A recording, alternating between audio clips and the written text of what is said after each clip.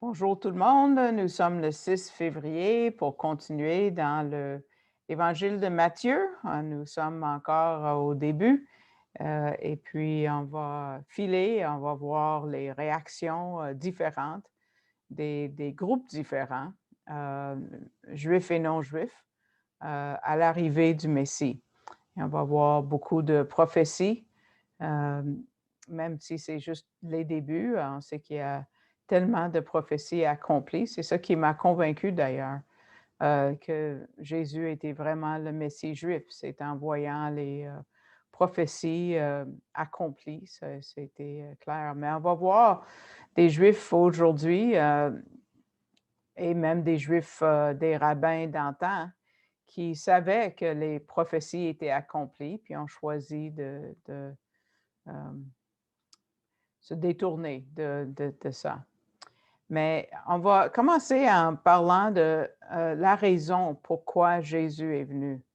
Euh, Est-ce qu'il est venu pour amener la paix sur la terre? C'est ça quand il y a des membres de ma famille que quand ils ont su que je croyais en Jésus, pas de la famille proche, mais plus loin, qui ont dit, mais c'est où la paix?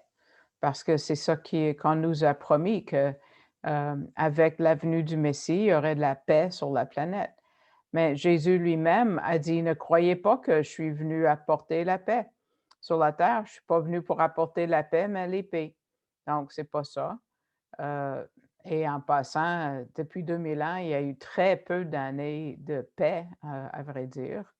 Est-ce qu'il est venu pour établir une nouvelle religion? Parce que il y a bien des gens qui essayent de dire, ben Jésus est venu changer la religion et puis apporter d'autres choses, et puis il est venu mettre bas, dans le fond, ou détruire le judaïsme. Mais lui-même a dit encore là, en Matthieu 5, ne croyez pas que je sois venu pour abolir la loi ou les prophètes. Donc non, il n'est pas venu pour établir une nouvelle religion. Ses croyances, sa foi, c'est parmi, même c'est la plus vieille. C'est depuis la création. Ce qu'il a enseigné va avec tout ce qui est dans les Écritures hébraïques. À partir du Jardin d'Éden, on va voir ça ce matin. Donc, pourquoi est-ce qu'il est venu? Est-ce qu'il est venu pour enseigner la moralité, l'éthique? Beaucoup de gens avant lui sont venus ou se sont mis sur scène pour faire ça. Donc, le monde n'avait pas besoin de quelqu'un de nouveau pour enseigner ce qui avait déjà été dit. Euh, il n'est pas venu pour apporter des connaissances scientifiques. Il n'a pas écrit de livre, Jésus. Il n'a pas laissé ses écrits pour le monde. La raison pour sa venue, on peut le voir très simplement dans ce verset de Matthieu 1. Je vous invite de tourner à Matthieu 1 d'ailleurs. Et ça résume vraiment tout le judaïsme biblique, je dirais, pas le judaïsme rabbinique des rabbins aujourd'hui. Moi, je ne suis pas ça. Et aussi le christianisme. On lit les mots dans la diapo qui suit. Elle enfantera un fils et tu lui donneras le nom de Jésus. C'est lui qui sauvera son peuple de ses péchés. Donc, ça, c'est Matthieu 1, 21. Et donc, son nom est Jésus, qui veut dire salut. Et puis, parce que Jésus en hébreu, c'est Yeshua, comme vous savez, ça veut dire Dieu sauve. Et c'est pour ça que Jésus est venu. Il est venu faire ce que personne d'autre pouvait faire pour sauver les hommes des conséquences du péché. Dans le fond, j'ai déjà entendu quelqu'un dire, ça va un peu mieux en anglais, mais en français, c'est il est venu payer une dette qu'il ne devait pas parce que nous avions une dette qu'on ne pouvait pas payer. Donc, le péché, c'est la raison pour laquelle Jésus est venu. On ne peut pas dissocier Jésus du péché. Si on oublie la première cause, on oublie la racine. Et le but de sa venue est notre raison d'être. Donc, tu vois, la religion biblique, même accueille le monde bien, ça adapte bien, mais il ne faut pas oublier que le péché, c'est la raison pourquoi nous sommes ici. Et pourquoi avons-nous besoin d'être sauvés à cause du péché? Qu'est-ce que le péché fait? Où est-ce que ça amène? Euh, c'est quoi le péché? Le péché, c'est un acte qui nous sépare de Dieu. Quand Adam a péché, il s'est caché de Dieu. C'est ce que le péché fait et ça affecte notre relation avec Dieu et notre destin éternel. Et voilà la raison la plus profonde, parce que ultimement, le péché mène à la mort. That's it. On va être éternellement séparés. Et ça veut dire pas qu'on reste dans la terre, c'est ce que je croyais en tant que juive. Je croyais que soit qu'on allait au ciel, soit qu'on n'allait pas. On restait comme dans la terre, je ne savais pas trop. C'est ce qu'on m'a enseigné à la synagogue. Mais non, c'est les enfers, la conséquence. C'est éternel, le lac de feu après les enfers. Donc, on ne peut pas dissocier Jésus des enfers. Sinon, le message de l'incarnation que nous étudions aujourd'hui, ça perd tout son sens. Il y a pas ça tient plus. Son nom est Jésus, Yeshua. Yeshua parce qu'il est venu nous sauver de cette place-là, les enfers.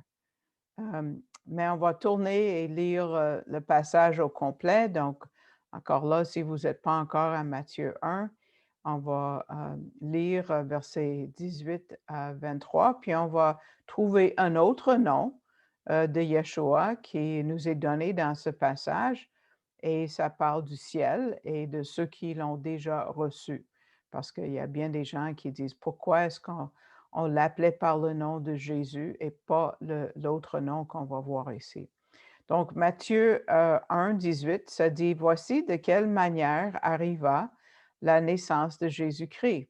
Marie ou Myriam, sa mère, ayant été fiancée à Joseph, se trouvant enceinte par la vertu du Saint-Esprit avant qu'ils eussent habité ensemble. Joseph, son époux, qui était un homme de bien et qui ne voulait pas la diffamer, se proposa de rompre secrètement avec elle.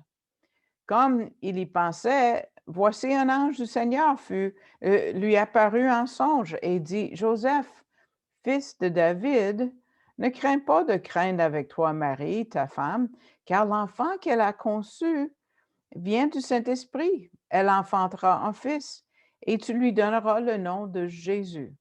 C'est lui qui sauvera son peuple de ses péchés. Et tout cela arriva afin que s'accomplisse ce que le Seigneur avait annoncé par la prophète. Voici, la Vierge sera enceinte, elle enfantera un fils et on lui donnera le nom, notre nom, d'Emmanuel, ce qui signifie Dieu avec nous. Donc, après la généalogie humaine des premiers versets, où on voit qu'il n'a pas hérité de la nature pécheresse des hommes, on voit que Marie était enceinte, en verset 18, par la vertu du Saint-Esprit. En verset 20, ça dit la même chose. L'enfant vient du Saint-Esprit, pas d'un homme. Et on voit encore en verset 23 que Marie, Myriam, était vierge.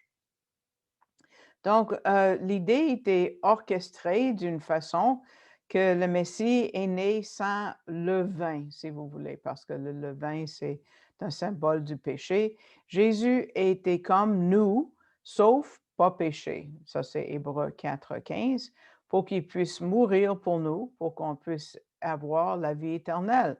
Parce que si quelqu'un peut prendre le péché de quelqu'un d'autre, lui-même doit être sans péché. Et c'est lui le seul qui est né sans péché.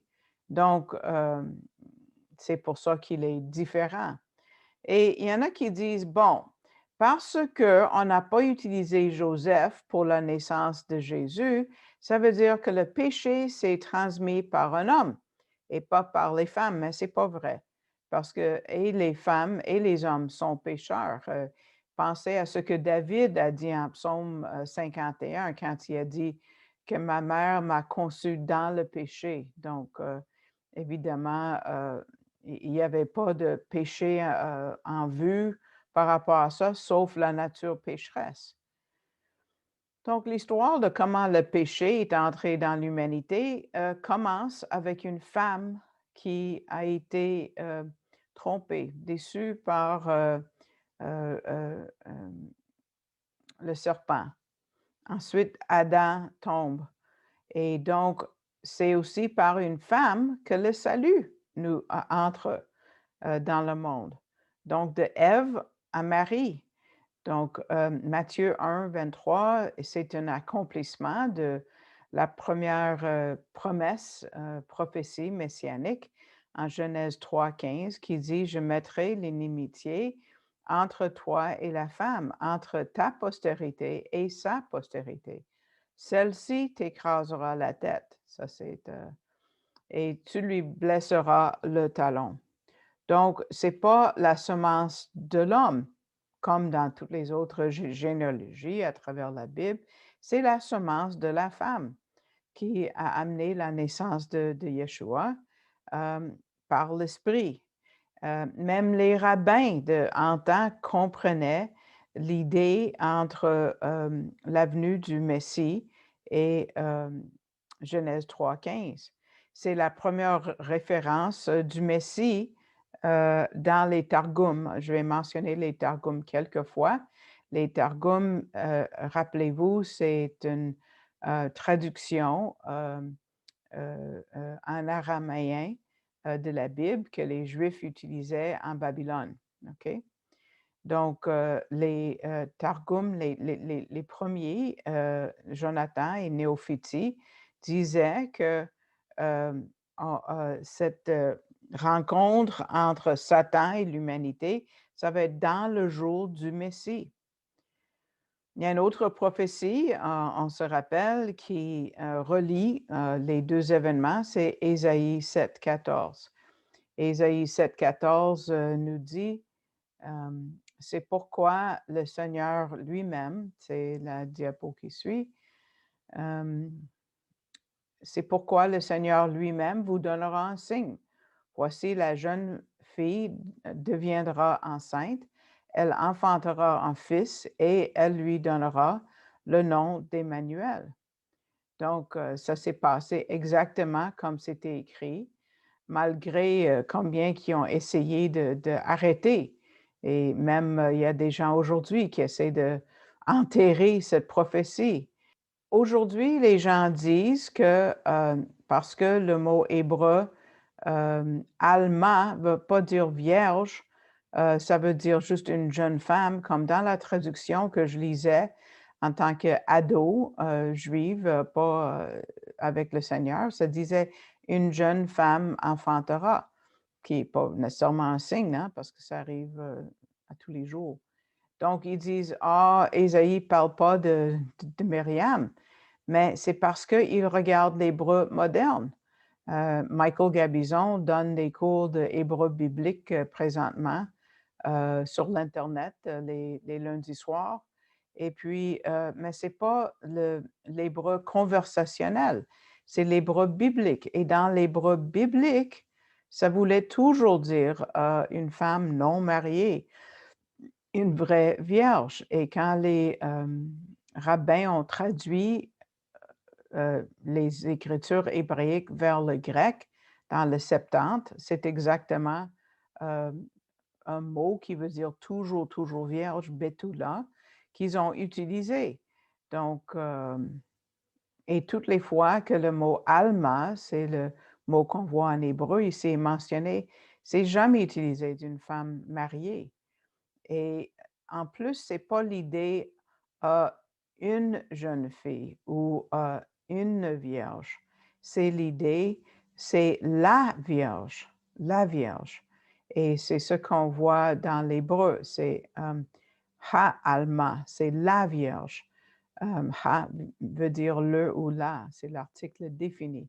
Donc, ça va avec la prophétie qu'on a vue en Genèse 3,15, cette femme-là, de qui la semence devait venir. Donc, est-ce que vous voyez la relation entre les trois passages? On voit Genèse 3,15 qui donne lieu à Ésaïe 7,14, qui nous donne Matthieu 1,23. C'est la même promesse qui est étendue pendant des milliers d'années de temps. Maintenant, quand vous entendez le nom Jésus ou Yeshua, à quoi pensez-vous? Qu'est-ce que ça déclenche dans votre esprit? Bon, ben malheureusement, à cause de l'histoire triste, il y a beaucoup d'injustices associées avec le nom de Jésus. Monsieur Gabizon partage dans cet enseignement que ce nom était vraiment le summum de l'antisémitisme. Jésus, juste ce nom-là. Il a lu que les croisades renfermaient les Juifs dans les synagogues et mettaient le feu en criant « Au nom de Jésus !» Luther a écrit qu'il haïssait les Juifs au nom de Jésus. Mais comment est-ce qu'ils ont pu traîner ce beau nom si bas? Aujourd'hui, on sait que, comme Pierre nous dit en Acte 4,12, il n'y a de salut en aucun autre, car il n'y a sous le ciel aucun autre nom qui a été donné parmi les hommes par lequel nous devions être sauvés. Yeshua, c'est un nom précieux parce que ça nous rappelle qu'il est le Sauveur, il nous sauve.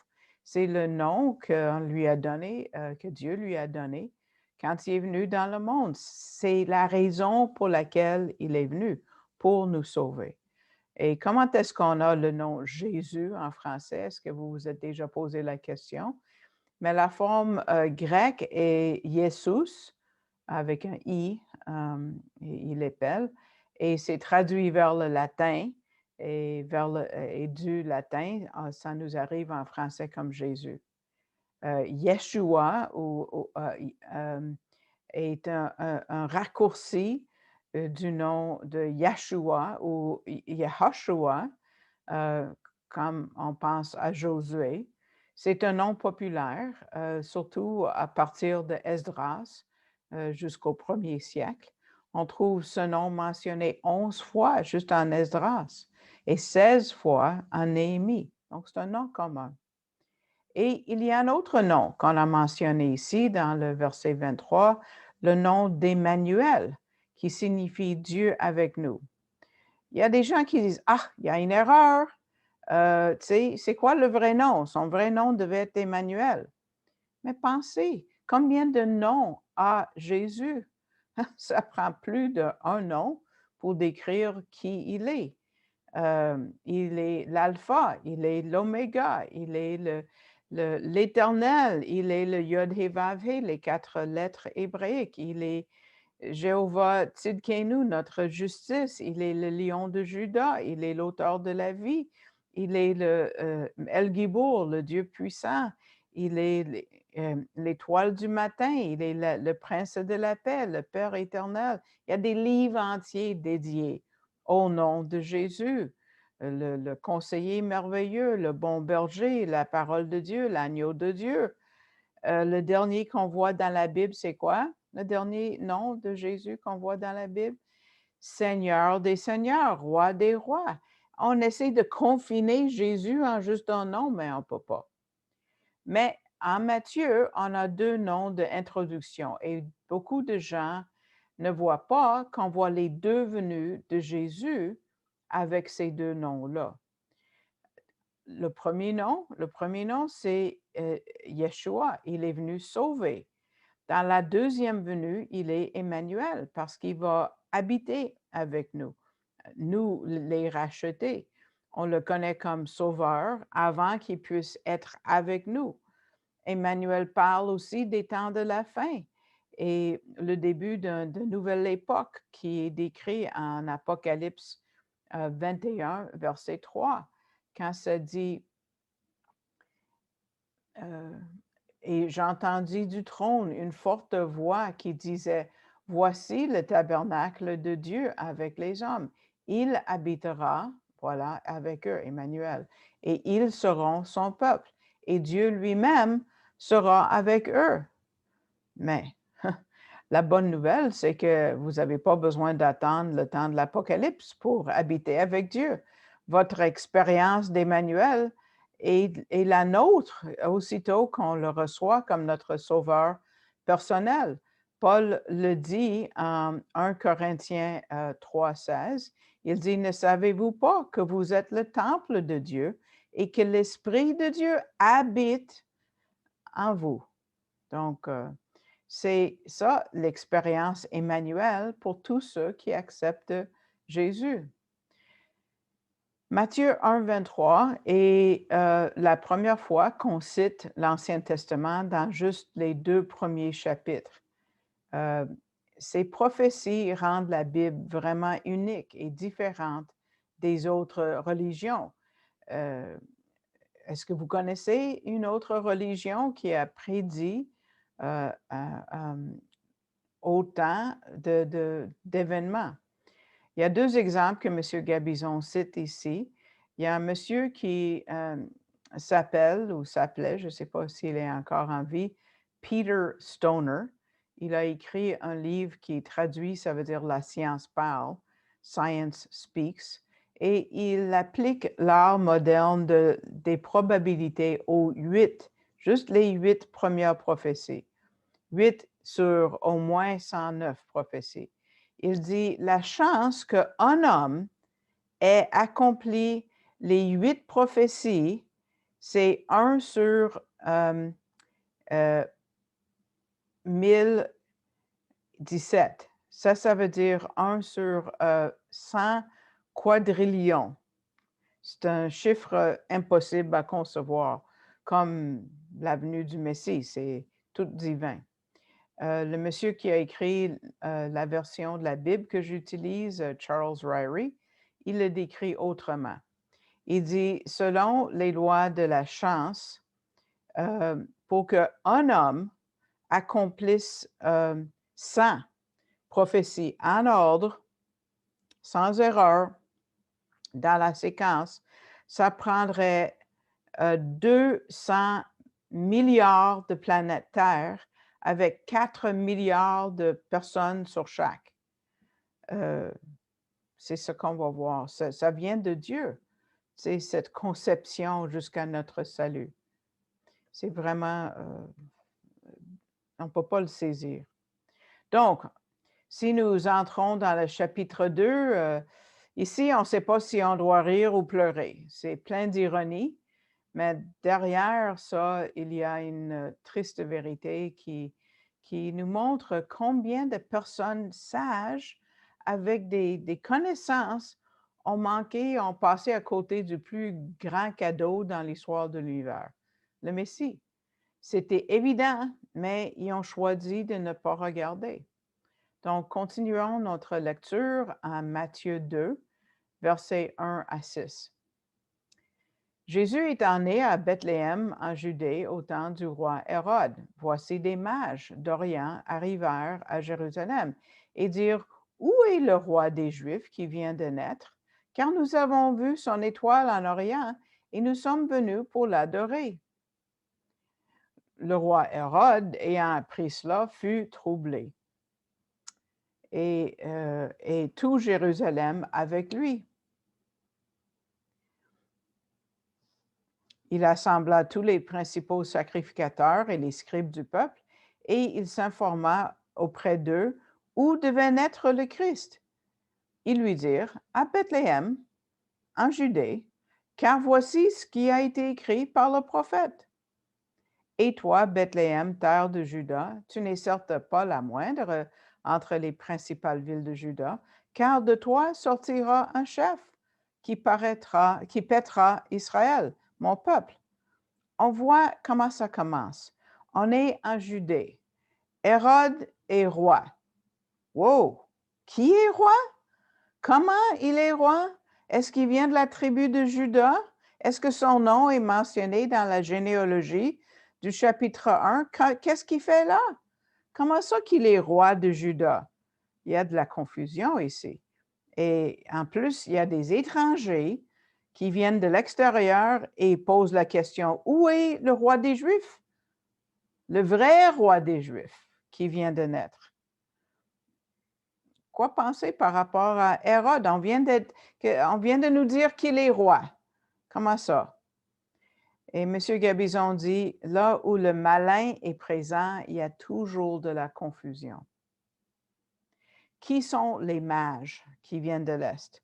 C'est comme si le royaume messianique était commencé et les gens de toutes les nations ont commencé à rassembler à Jérusalem pour adorer le roi d'Israël. Mais c'est pas ça, c'est pas le bon timing de ça. Les mages étaient bien trop tôt pour ça. Jésus devait mourir avant et ressusciter. Et n'est-ce pas vrai que c'est Israël qui devait aller vers les gentils pour leur dire, leur parler du Messie? Mais ici, c'est les gentils qui viennent demander aux Juifs par rapport au Messie. Et puis, ils ne savent pas, tu sais, ils sont troublés. Tout Jérusalem est troublé. C'est tout à l'envers, n'est-ce pas? Et évidemment, ce n'est pas la première fois que la présence de Dieu a causé du trouble. Vous vous rappelez quand Adam a péché, Dieu l'a appelé, Adam avait peur et était troublé pour la première fois. Donc, quand le péché est présent, le trouble vient avec. Mais quand l'orgueil prend le dessus, la vérité n'a plus d'importance. Parce que beaucoup de signes montraient le temps de la présence du Messie, mais ils se battaient contre ça. Ils ne voulaient pas croire en lui. Ils avaient déjà décidé que non. Ce Hérode, le roi, il n'était pas juif, c'est un gentil. Sa présence, la présence des mages, c'est le monde à l'envers. Mais quel est le message derrière toute cette confusion? D'abord, il y a un indice pour nous dire à quel point la religion était tordue et la société était tordue. C'est une introduction à tous les dégâts que la religion humaine peut causer dans le monde. N'est-ce pas vrai que les Juifs devaient savoir quand le Messie devait naître, où, comment, tout ça là? Les prophéties étaient là. Même le temps précis avait été donné par Daniel. Jésus l'a dit à la fin de l'évangile de Luc, en chapitre 19, verset 41, et on va lire 42 et aussi 44.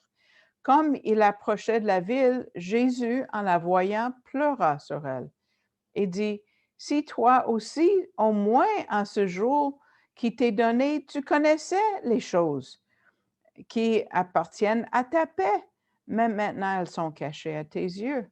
Il a parlé du temps du diaspora, verset 43, et ensuite il dit, comme nous avons ici, parce que tu n'as point connu le temps de ta visitation. Ils savaient l'heure de leur visitation, mais quand est-ce qu'ils ont reçu ça? Mais par les prophéties de l'Ancien Testament, de la Tanakh. C'est le mot en hébreu. Daniel a donné la date en Daniel 9, verset 24 à verset 27. Vous regarderez après, Daniel 9, 24 à 27. Et puis, savez-vous que quand Jésus a dit: «Vous n'avez pas connu le temps de votre visitation», c'est un mot grec kairos, qui veut dire un point décisif dans le temps, un moment précis. Et même les faux messies étaient au courant parce qu'à partir du temps de Jésus, on commence à en voir des faux messies, à droite, à gauche, au centre. Ils savaient, ils ont pu calculer selon, Daniel. Mais comment est-ce que ces gentils qui venaient de loin, comment est-ce qu'ils ont entendu parler du Messie juif? Et les autorités religieuses à Jérusalem ne savaient pas. C'est bizarre, n'est-ce pas? C'est pour ça que Jésus pleurait. Ah! Tu vois le verset qu'on vient de voir, ça dit que Jésus pleura sur elle, sur Jérusalem. Monsieur Gabizon dit: «Je pense pas qu'il a arrêté de pleurer parce qu'il y a rien qui a changé». C'est ça la puissance derrière l'Évangile de Matthieu. C'est l'Évangile d'aujourd'hui, pour aujourd'hui. Parce que même si les temps ont changé, les gens sont pareils. Au lieu de se réjouir que waouh, le roi des Juifs est venu, ils sont troublés. Et Hérode voulait le tuer. On va regarder Hérode.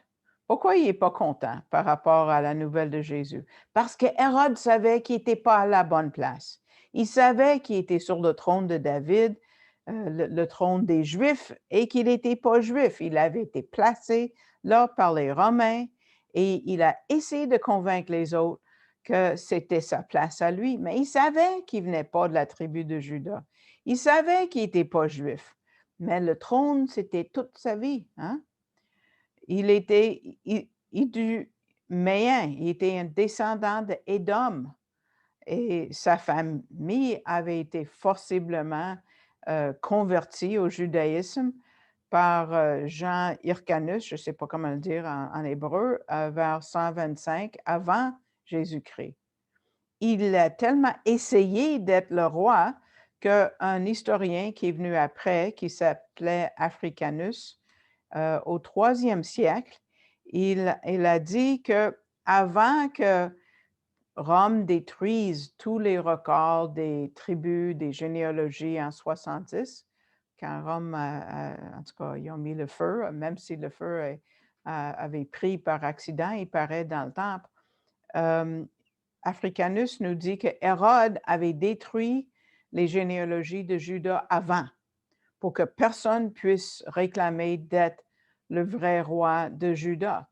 Mais j'ai lu en préparant l'étude qu'il y a des gens qui gardaient, imagine, qui gardaient les généalogies secrètement chez eux. C'est comme si il y a des gens qui ont une Bible de famille, puis il y a toute une généalogie marquée dedans. Il y avait des gens qui ont gardé leur généalogie chez eux. Mais quand même, on avait la généalogie qu'il fallait avant que Jésus naisse. Donc, son désir, le désir d'Hérode d'être le roi des Juifs, est devenu une obsession. Il a même tué sa propre femme, qui s'appelait Marianne. Il a tué 3 de ses fils parce qu'il avait peur qu'il décide de prendre sa place pour devenir roi. Et même Rome s'est moqué de lui parce que leur historien, qui s'appelait Macrobius, a dit que César, Auguste, avait dit: c'est plus sécure d'être le cochon de Hérode que d'être son fils. C'est quoi l'idée? C'est parce que pour avoir l'air d'être juif, Hérode ne mangeait pas de porc. Donc, il n'aurait pas tué son cochon, mais ses fils, oh, pas de problème. Il les a tués.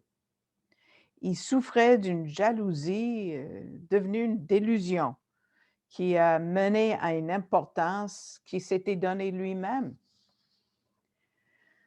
Donc, on voit pourquoi il est troublé. Le dernier descendant des rois de Juda est né. Et il a dit, ben, il m'a le tué. Je dois le tuer. Donc, Dieu le Père a agi. Donc, tu sais, la nouvelle que Jésus était né, ce n'était pas une bonne nouvelle pour Hérode. Imagine comment il se sentait quand les mages sont demandés: où est le roi des Juifs? Ah, Dieu a un sens de l'humour, parce qu'on lui demandait, lui le roi, supposément, qui n'était pas le roi. Où est le roi des Juifs? Évidemment, ce n'est pas toi. Wow, c'est des étrangers qui disent ça.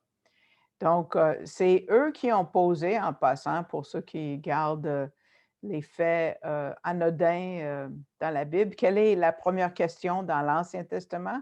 C'est quand Dieu a dit, où es-tu, Adam? Où es-tu? Et la première question dans le Nouveau Testament, c'est où est le roi des Juifs qui a été mis au monde? Ça, c'est la bonne question à poser et ça doit suivre la première question de la Bible. Parce que Dieu nous demande, où es-tu? Et ce que Hérode fait vient de Dieu. Verset 4, il assemble les principaux sacrificateurs et scribes parce qu'il veut s'informer. Parce que qu'est-ce que ça fait? Ça a forcé les leaders religieux de chercher dans les Écritures. Wow, c'est bien. Et de reconnaître les faits par rapport au Messie. Le Messie est né et Dieu s'est assuré qu'il le savait. Quelle entrée pour les leaders religieux en Matthieu? Parce que malheureusement, éventuellement, ils vont nier. Ils vont dire non, il n'est pas le Messie. Mais ils savaient qu'il était le Messie. Jésus va leur montrer tout au long de son histoire qu'il est le Messie, même s'ils ne veulent pas le reconnaître. Ici, ils vont dire à Hérode où il va naître. S'ils savaient que le Messie était né à Bethléem, pourquoi ils ne sont pas partis en courant vers Bethléem, le rencontrer? Intéressant. Ils citent l'Ancien Testament, mais pas tout à fait comme il faut. Regardez bien, ils sont très sélectifs. Oui, ils citent Michée 5.2, mais ils citent juste une partie du verset. Ils disent en verset 6, « Et toi, Bethléem, terre de Juda, tu n'es certes pas la moindre entre les principales villes de Juda, car de toi sortira un chef qui paîtra Israël, mon peuple. » Mais c'est pas tout. Parce que qui a besoin d'un autre dirigeant ou berger en Israël? Tu sais, est-ce que tu serais excité de le rencontrer? Mais ils ont oublié la partie importante où se dit dont l'origine remonte aux temps anciens, au jour de l'éternité. Ils ne voulaient pas reconnaître qui il était vraiment. Ce n'est pas un homme, il est de l'éternité, il est Dieu. Il est divin, c'est ce que le verset nous dit. Et il l'ignorait pas, il savait. Dans les Targums de Michée, il y en a un qu'on utilisait à l'époque dans les synagogues, c'est cité dans leur Talmud et ça reconnaît. Je vais vous mettre le verset à l'écran. Ce n'est pas un verset, mais c'est la citation en araméen traduit pour nous, OK? Ce n'est pas la Bible, mais regardez ce qu'ils disent. Et toi, ô Bethléem Ephrata, toi qui étais trop petit pour être numéroté parmi les milliers de la maison de Juda, de toi viendra devant moi le Messie pour exercer la domination sur Israël, celui dont le nom a été mentionné d'autres fois des temps anciens. C'est clair, n'est-ce pas? Mais c'est petit quand même comparé à ce que Jésus est au bord de faire pour eux. Il va leur montrer qu'il est le Messie divin. Mais quand l'homme ne veut pas croire, il ne veut pas croire. Tu ne peux pas le convaincre. Peut-être vous avez des membres de vos propres familles comme moi. Ils ne veulent pas. Il n'y a rien à faire. Il faut prier. Mais il y a beaucoup de questions dans ce texte. Qui sont les mages? D'ailleurs, en français, on parle des rois mages, mais ça, ce n'est pas marqué dans le texte. Comment est-ce qu'ils savaient et pourquoi ils voulaient adorer un roi juif? Qu'est-ce qu'ils savaient par rapport à lui? Et l'étoile, c'était quoi? Et comment est-ce qu'ils ont commencé à venir là, à ce moment-là? S'ils ont vu l'étoile il y a 1 an ou 2, pourquoi ils ne sont pas venus tout de suite? On va lire le reste du texte et on va voir ce qu'ils font. Donc, à partir du verset 7 de chapitre 2. Alors Hérode fit appeler en secret les mages et s'enquit soigneusement auprès d'eux depuis combien de temps l'étoile brillait. Puis il les envoya à Bethléem en disant, allez et prenez des informations exactes sur le petit enfant. Quand vous l'aurez trouvé, faites-le moi savoir, afin que j'aille moi aussi moi-même l'adorer. Après avoir entendu le roi, ils partirent. Et voici l'étoile qu'ils avaient vue en Orient marchait devant eux jusqu'à ce que, étant arrivé au-dessus du lieu où était le petit enfant, pas le bébé, elle s'arrêta. Quand ils aperçurent l'étoile, ils furent saisis d'une très grande joie. Ils entrèrent dans la maison, virent le petit enfant avec Marie, sa mère, se prosternèrent et l'adorèrent. Ils ouvrirent ensuite leur trésor et lui offrirent en présent trois choses: de l'or, de l'encens, en anglais c'est frankincense, mais ça n'existe pas en français, l'encens et de la myrrhe. Puis, divinement avertis, en songe de ne pas retourner vers Hérode, ils regagnèrent leur pays par un autre chemin. Donc, regarde l'hypocrisie de Hérode en verset 8. Quand vous l'aurez trouvé, faites-le moi savoir afin que j'aille moi-même l'adorer. Hey, ce n'était pas son idée, il voulait le tuer. Ça, c'est le premier attentat de tuer le Messie avant la croix. C'est sûr que d'autres fois aussi, il y a des gens qui se sont rassemblés pour l'attraper et le tuer, mais ils n'ont pas réussi. Jésus est venu quoi? Nous sauver de nos péchés, mourir sur la croix, comme nous lisons dans l'Évangile de Jean, chapitre 10, verset 39, il dit, ça dit, il cherchait donc encore à le prendre, mais il échappa de leurs mains. Donc, le dernier attentat de tuer le Messie avant la croix, c'était au jardin de Gethsemane. Ce mot-là, Gethsemane, est araméen et veut dire presse à huile. Presse à huile. Donc, ça, c'est très à propos quand on pense à combien de difficultés notre Messie a vécu là. Mais avant d'aller plus loin, retournons dans le passage qu'on vient de lire. Vous avez vu que Jésus n'est pas appelé un bébé dans ce passage. Il avait déjà 1 ou 2 ans. Le mot grec pour enfant, le petit enfant, verset 8, c'est paidos en grec. Paidos veut dire bambin. C'est quelqu'un qui t'intubait en marchant, là. Donc, et beaucoup ont essayé de marier l'évangile de Marc, de Matthieu et Luc ensemble et nous amène à des difficultés. Par exemple, dans les crèches, combien de fois on a vu les mages avec les bergers, mais ils ne se sont jamais rencontrés. Il y a 1 ou 2 ans de différence. Et qui a dit que c'était des rois? C'était des mages, qui veut dire astrologue. C'était pluriel.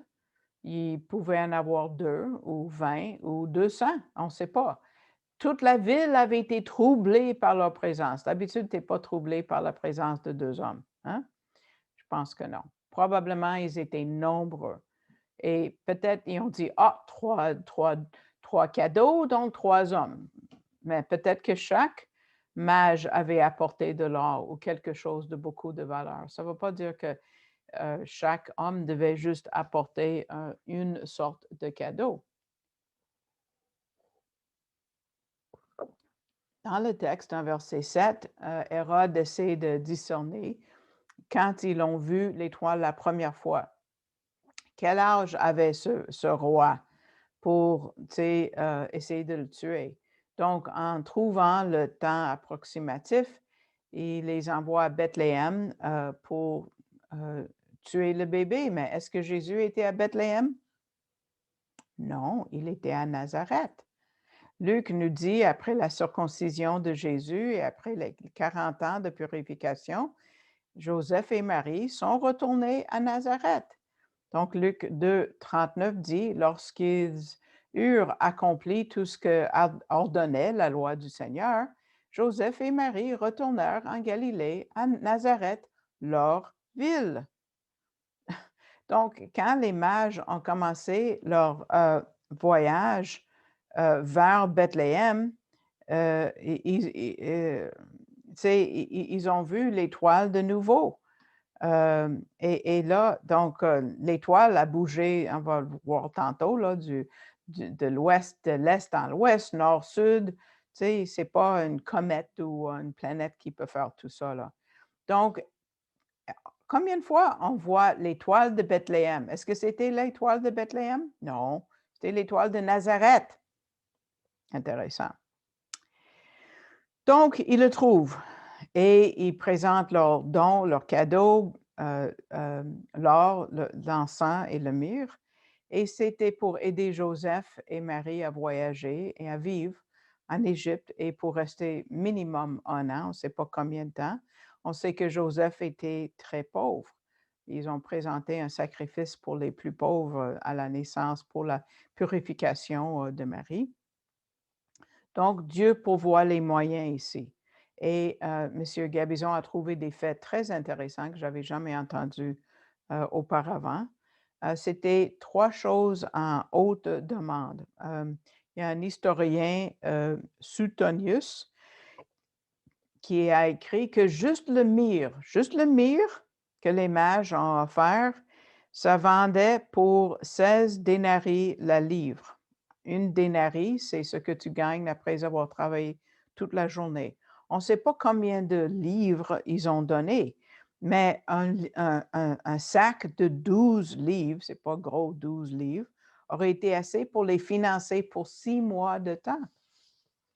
Pour l'encens, ou ce qui est vraiment frankincense, ça valait vraiment, vraiment cher. Ça vient d'un arbre. En tout cas, si tu achètes l'huile essentielle de frankincense, ça coûte un bras, même aujourd'hui. Mais les Égyptiens importaient ça en grosse quantité. Pourquoi? Ils les utilisaient pour les cosmétiques et pour les médicaments, mais aussi pour l'adoration de leur faux dieu, parce qu'ils brûlaient le myrrhe, par exemple, et l'encens à Ra, leur dieu du soleil. Donc, ce n'est pas un problème de vendre ces choses-là qui sont en demande, n'est-ce pas? Donc, Joseph avait la meilleure marchandise et les meilleurs acheteurs. Vous voyez la main de Dieu là-dedans? Il pourvoit les moyens pour la place où ils envoient les siens. Il pourvoit exactement ce qu'il leur faut. Et on n'a pas encore parlé de l'or. L'or était le plus dispendieux de tout. On a un indice du prix de l'or à cette époque. Pliny l'Ancien, c'était un historien du 1er siècle, a dit, puis je vais vous dire c'est combien, un scruple, c'était 1,3 grammes. Une gramme, c'est la pesanteur d'un trombone qu'on utilise pour attacher les papiers. Donc, un peu plus qu'un trombone de l'or valait 4 dénarii, 4 jours de travail. C'est le double de ce que ça vaut aujourd'hui en 2021. Hein? Wow! Donc, si les mages avaient donné juste 1 kilo, ou un demi-kilo d'or, c'était assez pour vivre pour 1 an. Wow! Quelle richesse! Donc, Joseph avait assez d'argent pour vivre, pour donner, même pour donner la dîme. Dieu prend soin des siens. Dieu prend soin de nous. Dieu a donné à Joseph les moyens d'être le meilleur homme d'affaires dans la région. N'oubliez pas qu'un autre nom de Dieu, c'est Yahvé-Yireh, l'Éternel qui pourvoit.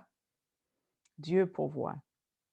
Paul l'a dit très bien en Éphésiens quand il a dit, et ça c'est, faut écouter, c'est pas sur un diapo, c'est très intéressant.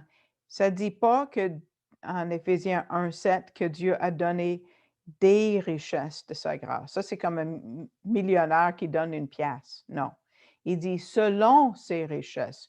Dieu donne selon ses richesses. Donc, en proportion des richesses de Dieu. Donc, Joseph avait reçu énormément. Et peut-être ce qui était inconnu pour les mages, c'est que chaque don avait une signification spirituelle. parce qu'on sait que l'or, c'est symbole de nobilité et de royauté. Jésus est le roi des Juifs, évidemment. L'encens était utilisé pour adorer Dieu, pas juste les dieux en Égypte, et c'est aussi le symbole de divinité. Michée a dit que Jésus vient des temps anciens. Il est divin, il vient de l'éternité. Le myrrhe, c'est le symbole de la mort, comme on l'a embaumé avec, et le sacrifice. Et Jésus est le sacrifice final pour le péché. C'est la raison pour laquelle il est venu. C'est pour nous sauver des péchés. Finalement, on va regarder comment est-ce que les mages savaient où aller. Oui, il y avait une étoile, OK. Mais est-ce que tous les prophètes, et ça c'est une question piège, hein, pour ceux qui ont suivi l'étude en nombre, je vous avertis, je vous ai donné un indice. Donc, est-ce que tous les prophètes dans l'Ancien Testament étaient juifs? Non. Un venait de Mésopotamie. Balaam, on l'a étudié, Balaam, en nombre 22, 23, 24. Et même s'il était très rebelle, il a donné cette prophétie en nombre 24, verset 17. Il dit, je le vois, mais non maintenant. Je le contemple, mais non de près. Un astre sort de Jacob, un sceptre s'élève d'Israël.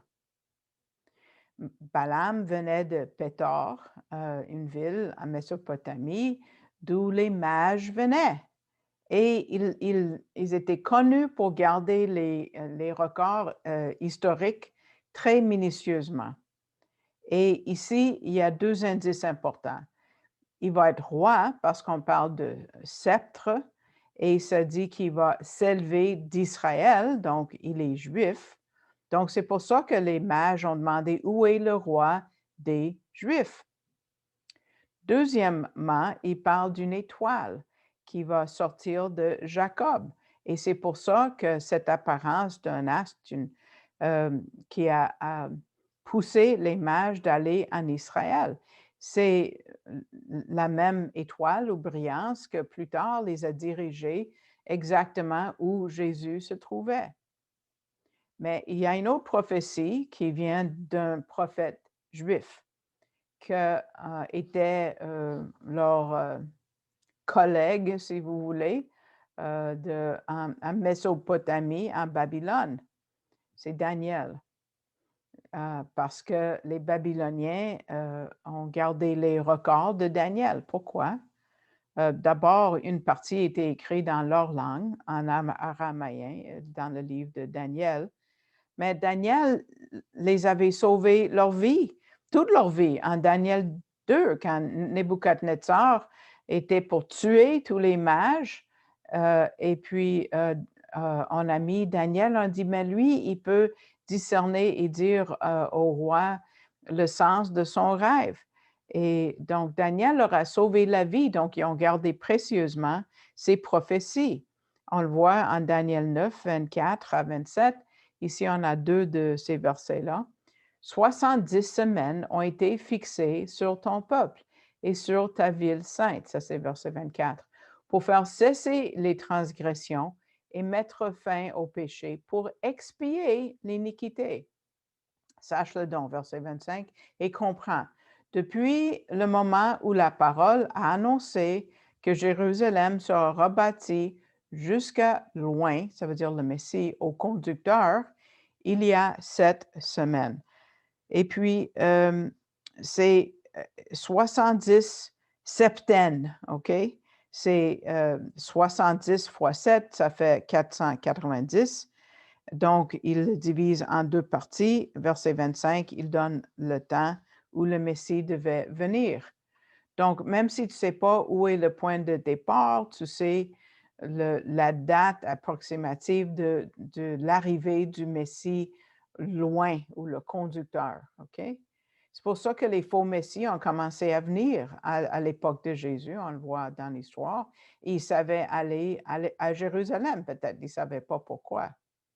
Et plus vous allez en Daniel 9, vous allez voir que c'est prophétisé que le Messie serait retranché, il serait mort.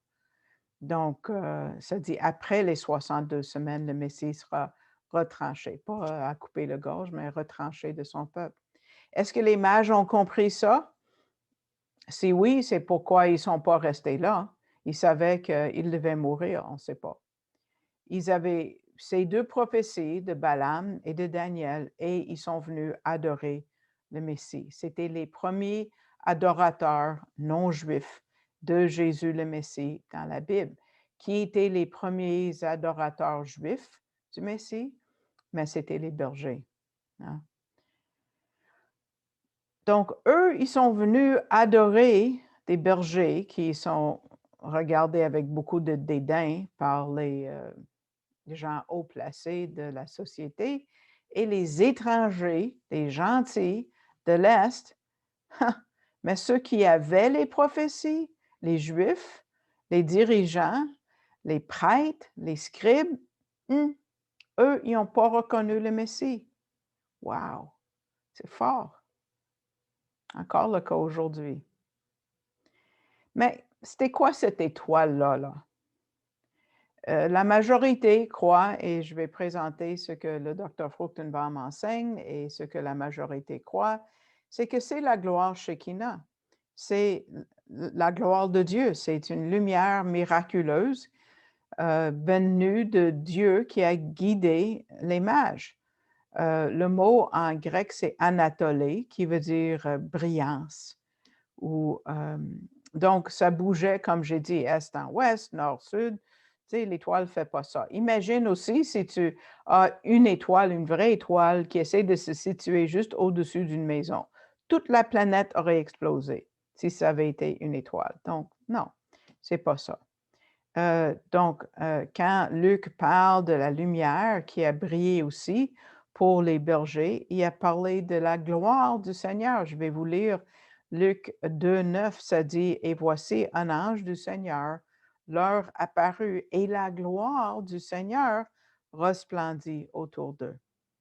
Ils furent saisis d'une grande frayeur. » Donc, c'est la gloire Shekinah, c'est son apparence après un silence, pas vraiment un silence parce qu'il y a eu l'histoire de Hanouka, mais quand même, on n'a pas vu la gloire de Dieu d'une façon aussi visible pendant 400 ans. Et là, il est manifesté à la naissance du Fils de Dieu. Et ça, c'est le message principal, que le Messie est venu comme un homme. Il est né, il a vécu comme nous pour nous sauver, encore là, de nos péchés. Son nom veut dire sauver, Yeshua, et aussi Emmanuel, parce qu'il vit avec nous, il vit en dedans de nous. Donc, j'espère que vous avez apprécié l'enseignement. Pour ceux, je ne sais pas si je vous ai déjà dit, mais il y a plus de gens qui écoutent cet enregistrement sur YouTube en dehors du Canada qu'au Canada. Donc, je vais continuellement quand même mentionner, même si je dis merci à tous ceux qui ont soit pris un engagement ou qui font des dons ponctuels pour mon soutien, que si vous voulez contribuer, vous pouvez aller sur le site web arielcanada.com et puis cliquer sur le drapeau français. Ça va vous donner le mot « donner » que vous sélectionnez et puis ça va vous amener à canadon.org et vous pouvez cliquer sur le rectangle rouge, faire un don, faites un don et puis ça va vous amener à la page suivante avec un menu. Vous tirez vers le bas sur la fenêtre qui dit « Appliquez votre don en fonds spécifiques ». Et si vous voulez l'envoyer par la poste, vous pouvez aller sur le site web de arielcanada.com et puis vous pouvez l'envoyer dans une enveloppe à notre casier postal. Donc, merci beaucoup et je vous invite de continuer à lire en Matthieu 2 et peut-être commencer Matthieu 3 pour l'étude suivante dans 2 semaines. Merci.